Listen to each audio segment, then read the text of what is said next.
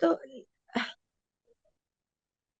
आप, मेरी छोटी बहन, इतनी हंसी, इतनी खूबसूरत है उसका, और वो इतना मोटा, वो लाडो नाज की पली हुई किस उसमें फंस गई। वो देख के ना, जो एक लम्हे की खुशी, गले नहीं मिलने का गम, बीच में इतना मोटा शीशा, मुलाकात हुई, आंखें ठंडी हुई, कुछ देखा, लेकिन दिल खून के आंसू रोए। और उसको बिस्मिल्लाहिर्रहमानिर्रहीम। अस्सलाम वालेकुम नाज़रीन। नाज़रीन, ये आगाज़ में जो आपने आवाज़ सुनी, ये डॉक्टर फौजिया की आवाज़ है। डॉक्टर फौजिया अपनी बहन डॉक्टर आफिया के साथ होने वाली मुलाकात के बाद अपने जज्बात, अपने एहसासात का जिक्र कर रही है। सिर्फ यही नहीं, बल्कि वो तमाम बातें जो अभी तक आप तक नहीं पहुंची थी, वो सब कुछ उन्होंने बताई। हमें अभी तक ये मुख्तसरन पता था कि किस तरह से दोनों बहनों के दरमियान एक शीशा लगा था। हमें ये पता था कि बहनों को आपस में गले नहीं मिलने दिया गया। हमें ये पता लगा था कि किस तरह से तस्वीरें लेकर जब डॉक्टर फौजिया वहां उनके बच्चों की पहुंचती हैं, तो उनके बच्चों की तस्वीरें तक मां को दिखाई नहीं गई थी। उसके बाद हमें यह भी पता लगा था कि दोनों बहनों ने मिलकर अपने बचपन की यादें भी ताज़ा की और बचपन में गाए जाने वाली एक नज्म को दोहराया भी। आंखों में आंसू भी थे, तकलीफ भी थी। लेकिन आज डॉक्टर फौजिया ने उससे भी आगे से, उससे भी आगे कुछ ऐसी बातें बताई है, आप यकीन करें कि दिल पे हाथ पड़ता है। बड़ी तकलीफ होती है अपनी बहन को इस हाल में देखना और फिर उसको उधर छोड़कर वापस चले जाना।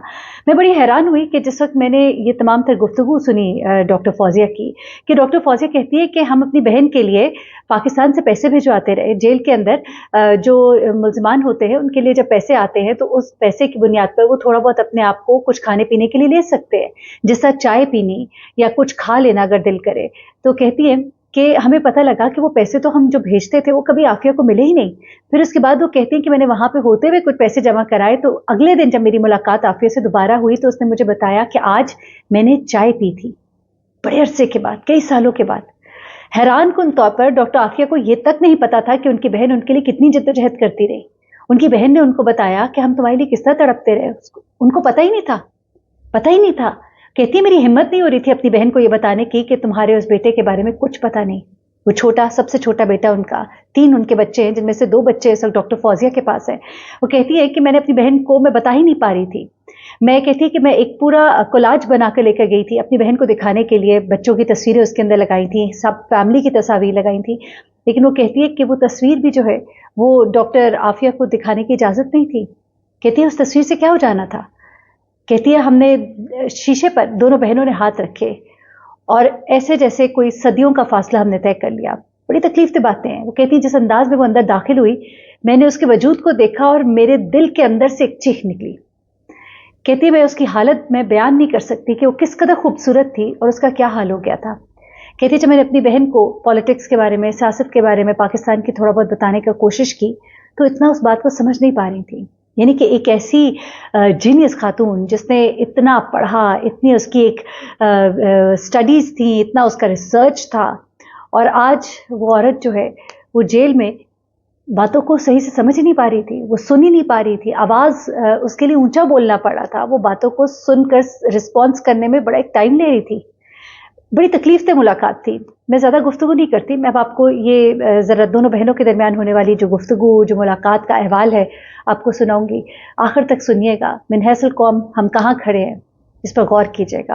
अब तो बहुत ख्याल रखिएगा। अल्लाह करे कि डॉक्टर आफिया अपने घर लौटे, अपने बच्चों को देखें। मुझे बड़ी हैरत हुई, एक और चीज़ भी बल्कि आपको बताती चलूँ, क्योंकि जहाँ पर बड़ी बड़ी बातें की जाती है और उनके वकील ने भी बड़ी आस एक दिलाई, अल्लाह करे ऐसा ही हो। उन्होंने कहा है कि बहुत जल्द डॉक्टर आफिया जो है वो अपने घर वापस होंगी। सिर्फ बीच में जो मसला है वो हुकूमतों का मसला है। और उन्होंने ये भी कहा कि डॉक्टर आफिया जो है उनकी रिहाई की जो चाबी है वो इस्लामाबाद में है। लेकिन वो जो रिहाई की चाबी इस्लामाबाद में है, वहाँ पे मुझे बड़ी हैरत हुई जब एक जगह पर, जहाँ पर पूछा गया डॉक्टर आफिया के बारे में कि उनकी उनके बारे में आप क्या कहते हैं, अमरीकी वज़ीर ख़ारजा थे, तो उन्होंने उनकी बातें गोलमोल कर दी। उस बात की तरफ कोई आता ही नहीं है।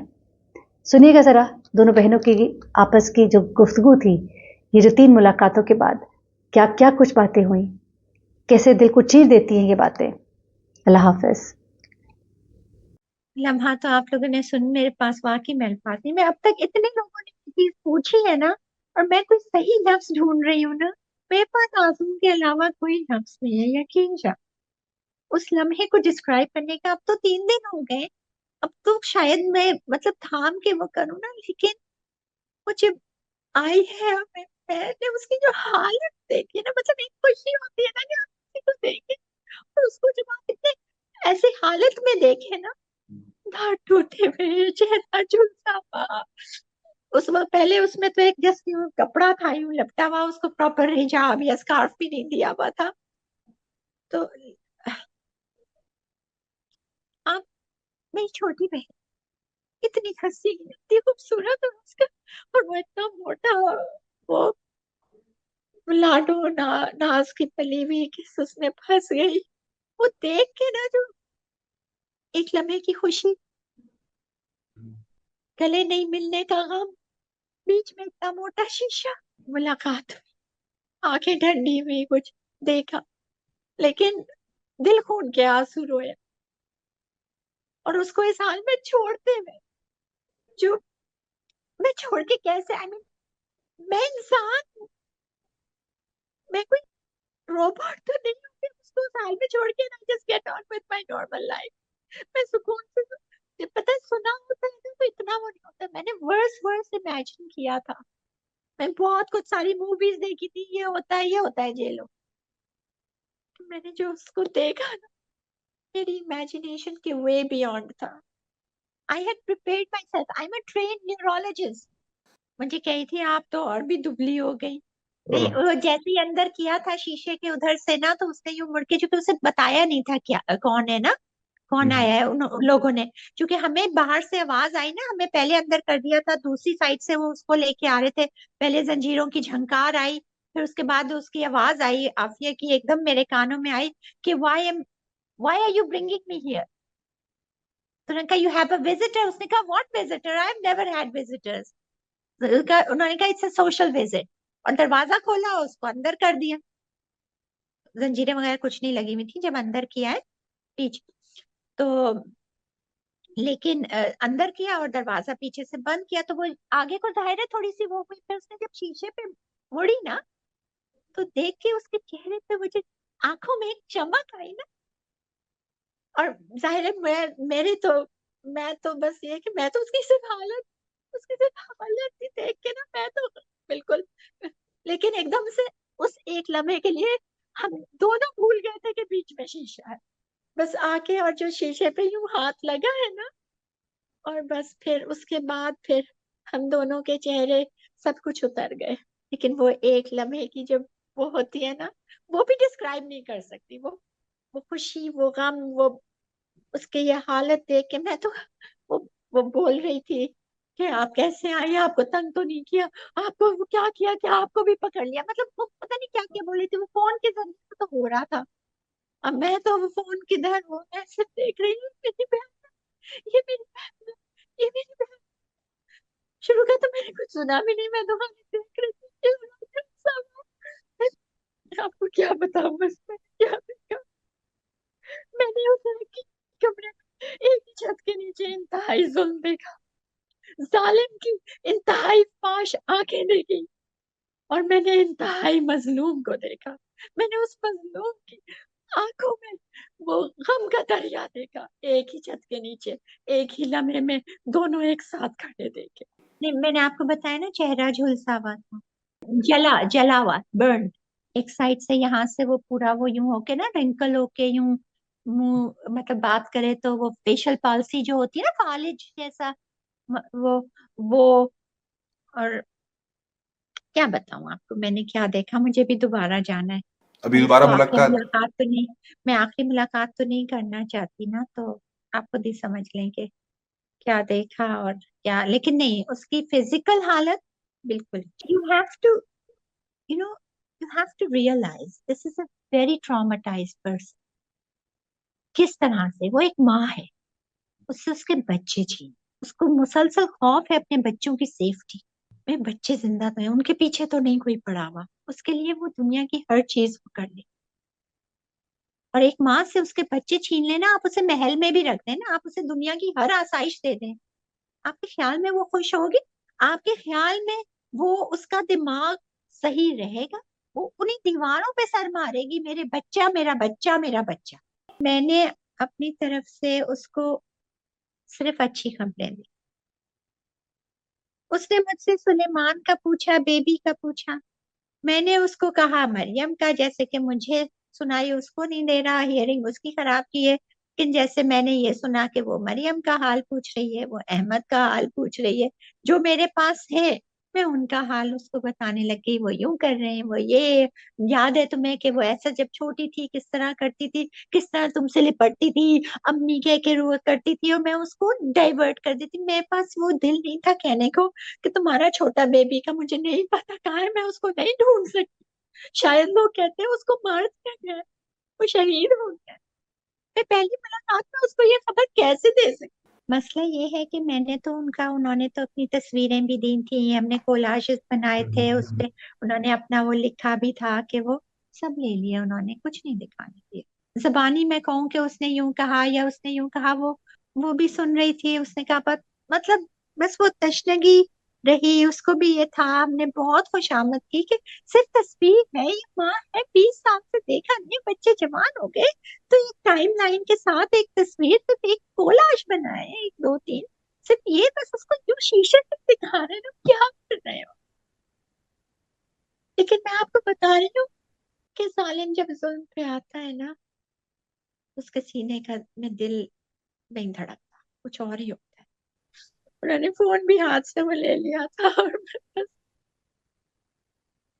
बस अपनी बहन को वहां छोड़ के आके जस्ट, मैं आपको बता रही हूँ ना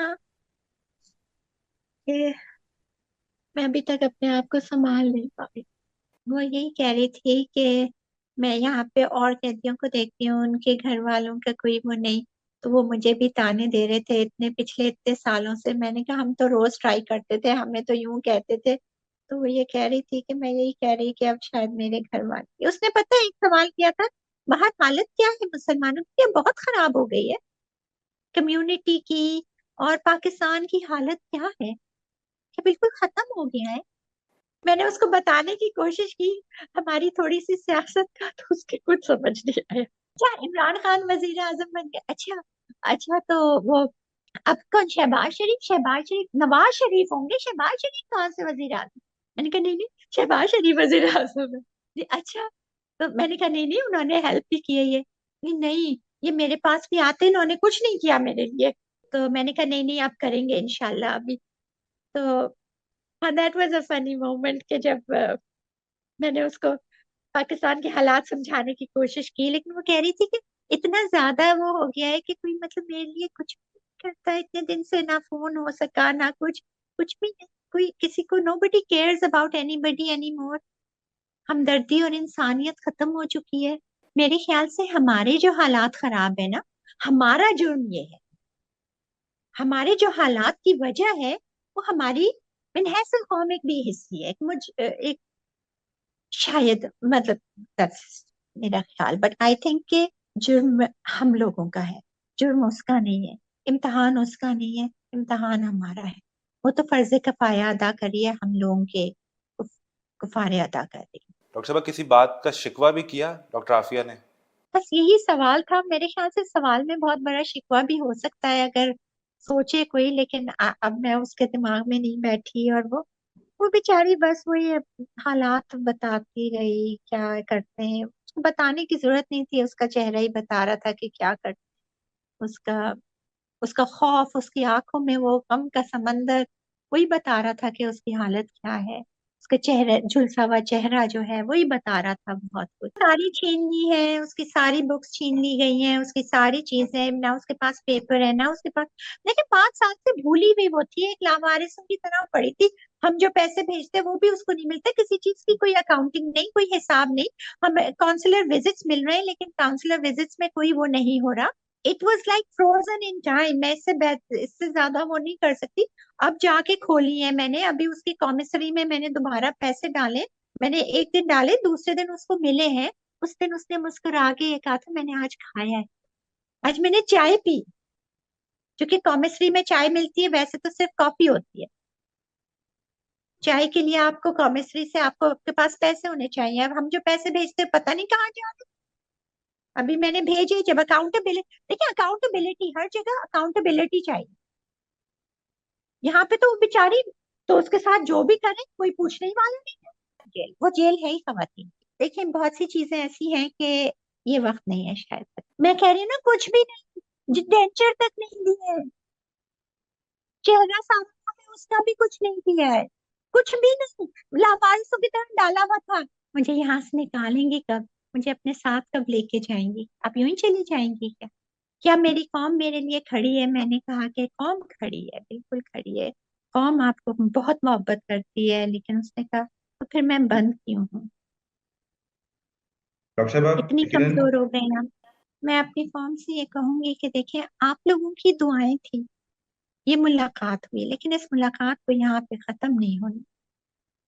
आप सब मिले उसको, आप उसको, अकेली मैं वो शीशा नहीं गिरा सकती, लेकिन हम सब मिल के आफिया को बाहर निकाल सकते। हम, वो सूरज जो वहां पे तुलू हुआ था, उसकी मैंने एक तस्वीर भी भेजी थी कि देखो जेल के ऊपर जो है सूरज तुलू हो रहा है, और वो आफिया निकल के पाकिस्तान में देखे।